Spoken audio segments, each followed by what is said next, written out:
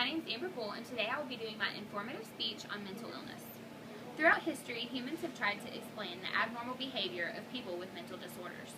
From the ancient concept of demonic possession to the modern biopsychosocial models, beliefs regarding the cause of mental disorder have influenced the way communities treat those variously labeled as mad, insane, or mentally ill. Many people suffer from mental illnesses in today's society and aren't even aware that they suffer from a mental illness. Mental illness is defined as a disorder characterized by psychological symptoms, behaviors, impaired functioning, or any combination of these, as stated by the American Psychology Association Dictionary of Psychology.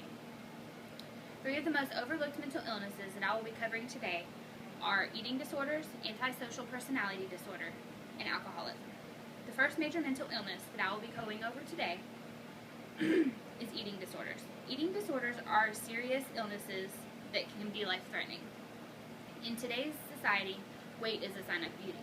Being overweight is looked down upon, while being thin is shown to be successful.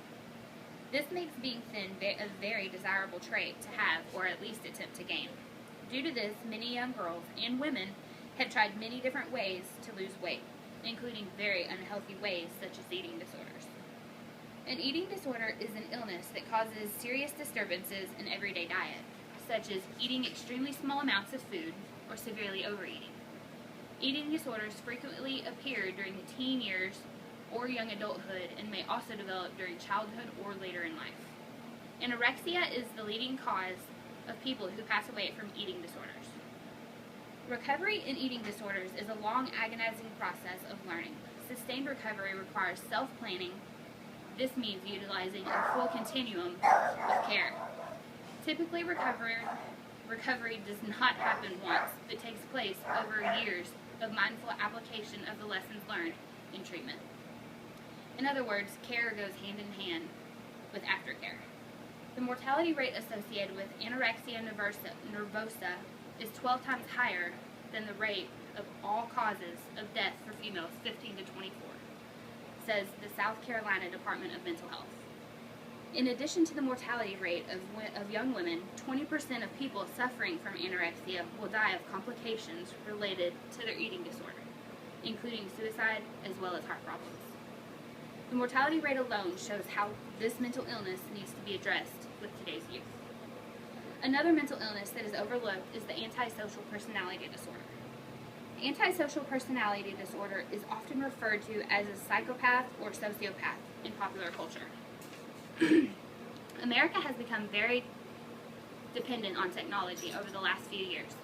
This allows for common people to sit at home and chat on websites with people without actually having to go and be face-to-face with people. People with antisocial personality disorder generally experience joy from deceiving or harming others. Before the internet was created, people would actually have to go out and mingle and meet people. This made deceiving people very difficult. Amanda Tuff states, antisocial personality disorder has become a common term to describe individuals demonstrating lifelong psychopathic tendencies. People with antisocial personality disorder tend to have few symptoms. Rather, they cause discomfort or distress to others through socially unacceptable behavior and by being deceitful, impulsive, aggressive, or irritable, reckless, irresponsible, and remorseless. These traits are found in many criminals in our justice system today. In most cases, the personality traits of this begin at a young age, many before the age of 10. Since these antisocial behaviors are commonly observed in children and adolescents, this disorder is only diagnosed if the antisocial behaviors persist into adulthood. People with this personality disorder can also have problems such as chronic boredom or irritability, psychosomatic symptoms, pathological gambling, alcohol and substance abuse, as well as a variety of mood and anxiety disorders. They have a higher risk of suicide as well. A significant number have had behavior problems or attention deficit disorder as children. Generally, children show symptoms of conduct disorder long before antisocial personality disorder is introduced. These personality disorders are not often treated early enough and become untreatable. This is another reason why these disorders need to be addressed in today's youth. One more disorder that I'll be going over today is very common: alcoholism. In the United States, 1 in 16 adults have severe problems with drinking, and millions more engage in what experts consider risky drinking. Stated by Thorburn, alcoholism is the most misunderstood of all diseases. A person with alcohol dependence has come to rely on alcohol physically, psychologically, and emotionally. Alcoholism can be caused by many different elements in one's life, including the genes that are passed down to them. Alcoholism tends to run in families, and a vast amount of scientific research indicates that genetics play a role in developing alcoholism problems. In past centuries, men were more prone to acquiring the mental illness known as alcoholism because women rarely drank. Drinking was primarily a man's hobby. Although it has a lower frequency than alcoholism in men, female alcoholism is increasing due to the emancipation of women as a result of assuming by them roles that were once exclusively male-dominated.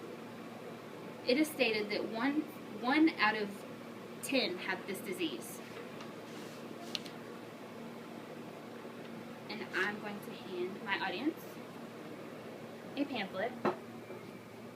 If you look in the pamphlet, at the top part, the highlighted brain, it shows where alcoholism actually influences a human in their brain. It actually shows where exactly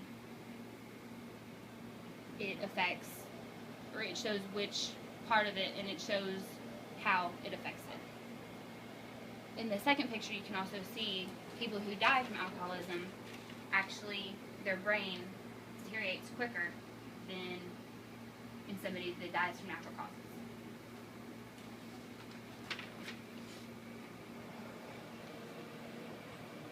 Society has moved beyond the Dark Ages in care for the mentally ill. Just as leeches and bleeding gave way to modern medical care, treatment for this mental illness has moved on to modern psychiatry. America needs to realize that some mental illnesses are unavoidable and uncontrollable, but other mental illnesses need to have more awareness and possibly can be helped before they reach the untreatable stage. Thank you. Today I have 2 audience members. I have Frank, my cousin, and his girlfriend Jackie. Thank you guys for being here.